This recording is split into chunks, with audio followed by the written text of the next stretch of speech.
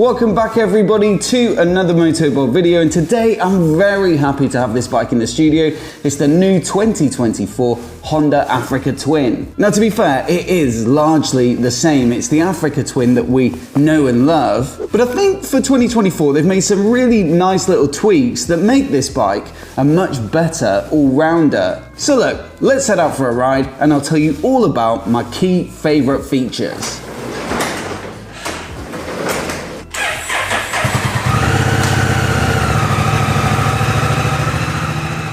Now look, the number one reason that I'd be considering buying one of these would be if I was thinking about buying an adventure bike to do more of the off-road side of things, and looking for something that was very off-road biased. In fact, a year or two back now, it was myself and Tim, we went out to the Honda Adventure Experience down in Exmoor, and I was just so impressed with the bike and just how much you can do when you get the opportunity to push it a little bit more. I mean, look, it's been designed to be like a big dirt bike. Just look at the chassis, and so it's no surprise when you watch some of the instructors doing the slightly more challenging stuff that it really is super capable. But what I will say as well is, even in the hands of someone distinctly average like myself, it really does inspire a lot of confidence. It's not quite so massive as some of the other bigger capacity adventure bikes, but also just the way it handles, it gives that confidence to point it at some sort of obstacle, and that the bike will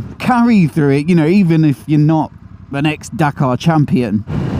Thing is though, you might expect to trade off a bit of road performance, but I absolutely thoroughly enjoy riding these Africa Twin 1100s on the road as well. A big part for me is the 1100 parallel twin with the 270-degree crank. It's just such a brilliant engine, bags of torque, low down, a lovely chugging sound to it as well.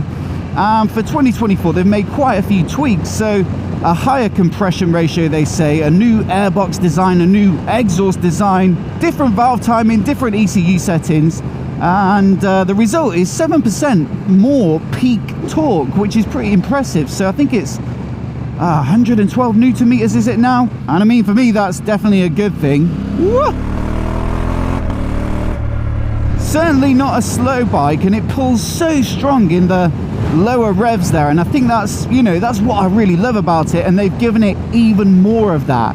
Peak power does stay the same in terms of that specific figure, but Honda do say that lowering the revs along with that extra torque, there's a better spread of power as well. Now it is a fairly tall bike.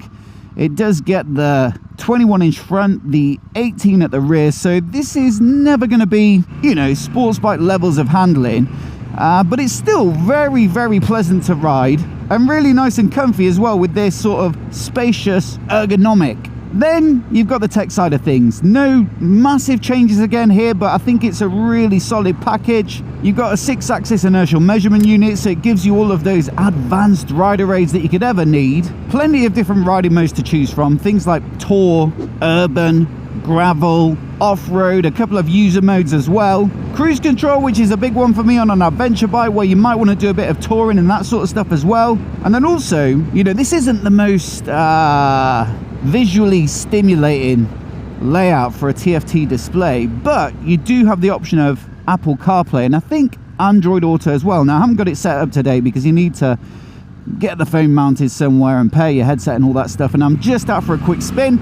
But when I have borrowed one in the past, I've set it up, and it's just so great to have access to your favorite navigation apps, things like Kalamoto. You can have it nice and big there on the TFT display, and so if you're doing longer distances and you want access to your calls, music, media, navigation apps, and you don't want to use the built-in stuff, which I think is generally a bit more clunky than something like CarPlay, then yeah, it's a brilliant option to have, and again, amongst my favorite features. In fact, you don't find it on that many bikes, to be honest. Some of the big cruisers and tourers and that sort of bike quite frequently get it, but even in the adventure segment where it is very tech heavy, still not that common.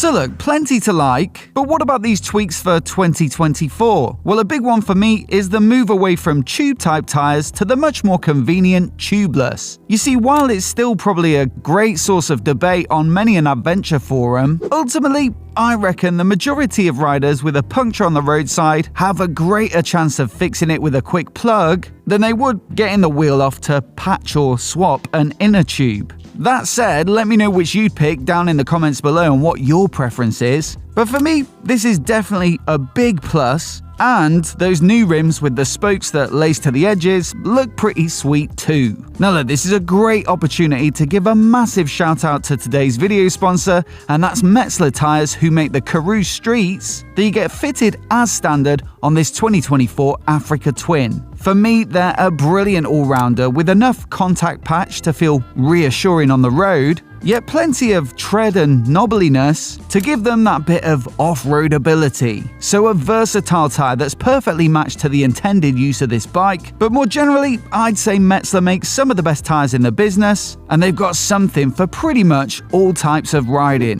From the super sticky Race-Tex and Sportex, to the brilliant Road-Tex Sports Tourers, and then of course the Torrents and the Karoos, which offer a wide spectrum of capability for different types of adventure rider. So do check out the link down in the description below to find out more, and once again, a massive thanks to Metzeler for their support.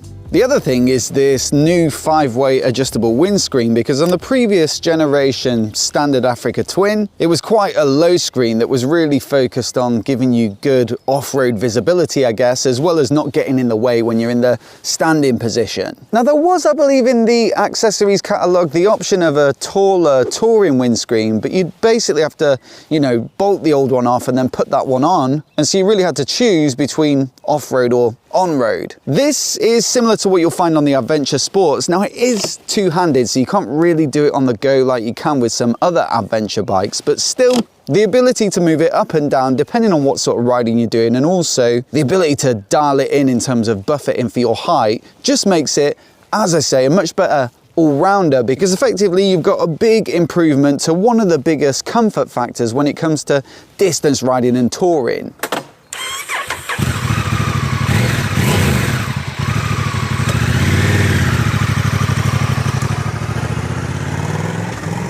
But I think the biggest enhancement, let's say, to this base Africa Twin for 2024 in terms of like versatility and all-rounderness has to be the option to spec it up with their electronic suspension system that I think is provided by Showa. Basically what it's doing is using the bike's speed, a stroke sensor on the suspension, and also the inertial measurement unit, which is going to give some sense of whether the bike is banked over or climbing or descending or anything like that. And basically with those inputs it can figure out in real time what the optimal amount of damping is on both the fork and shock to have the bike behave in the most desirable way. Now there are a few different settings for it. So there's one called mid, which I think is pretty much the default. There's a hard setting as well, which I believe is default if you use the touring riding mode, and that firms things up. So if you're using luggage or your two-up or potentially both, then it's going to give you that extra support from the suspension so that the bike is still composed. There's a soft mode, which I think is default for the gravel riding mode, and they say that's more compliant for those generally less comfortable surfaces, so definitely want to look at if you're riding solo on gravelly or broken roads. There's an off-road mode, and that basically increases the damping with stroke speed. So if there's a big hit, it will give you instantly a lot more damping to try and resist it. And then also I think it is a little bit firmer on the shock as well. And then there is a user mode, so you can choose from I think 24 levels of preload on the fork and shock, just to get the bike absolutely dialed to a specific scenario that isn't covered by one of those presets. So look, there's two levels of versatility to having something like this, and of course it is extra on top of the base model with regular mechanical suspension, but generally I think largely electronically adjustable semi-active suspension is a worthwhile upgrade, because in the sort of big picture you can go from sporty riding to two-up riding to off-roading to full luggage touring setup without having to get the tools out. You can just choose the appropriate mode and so it makes it very, very easy. So if you're a rider who does a lot of different types of riding, then this is a brilliant bike to choose, and that's something I'd be looking at speccing.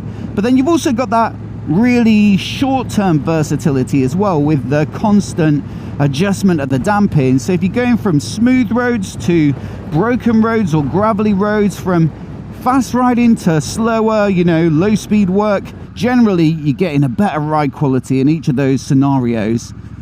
And in my experience of riding plenty of Africa Twins with it, it has been an option for ages on the adventure sports as well. You know, I've always thought they've been super composed for such tall bikes. You do get a bit of anti-dive on the brakes and stuff like that. Generally really comfortable, and yeah, surprisingly good round corners and stuff like that. Woo-hoo-hoo! Love this engine. The other thing they've tweaked a little bit for 2024 is the styling. So you'll notice if you put pictures side by side, they haven't started from the ground up, but there are little sharpening up touches, you know, little creases that just look a bit more modern and chiseled. And I think that's the right call, because this for me is easily, you know, a strong candidate, let's say, for one of the best looking adventure bikes you can buy. And so why would you start again? It's got a great stance to it. Like I say, that big dirt bike look. The headlights are a little bit mean looking, which I think helps on a bike that should look a bit aggressive. And also they're very, very recognizable. You wouldn't want to change that, because if you see a Africa Twin coming down the road, you knew it straight away. And then yeah, I really like that they go bold with the color choices. I really would find it very, very difficult to choose anything else if I was buying one than this tricolor paint job. But I will say, even in the more stealthy black, or you know, the red finish as well, all of them great looking bikes. And I like that they've made them a bit punchy as well. Sometimes Honda can play it a little bit safe on the paint jobs, but stuff like this looks fantastic and shows what they can do.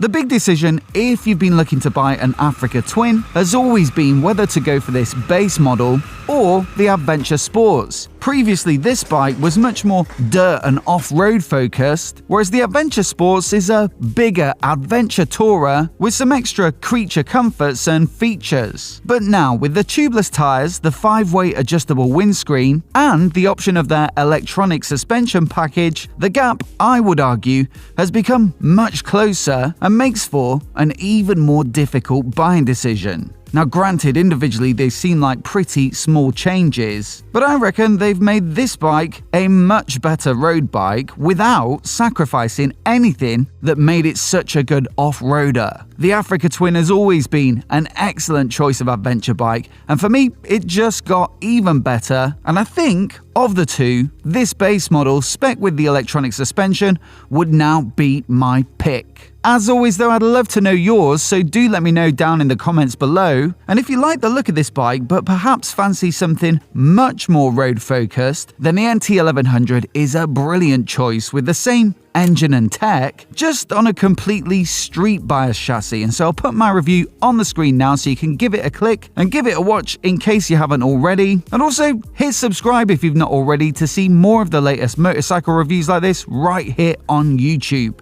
Many thanks for watching today, and we'll catch you in the next video.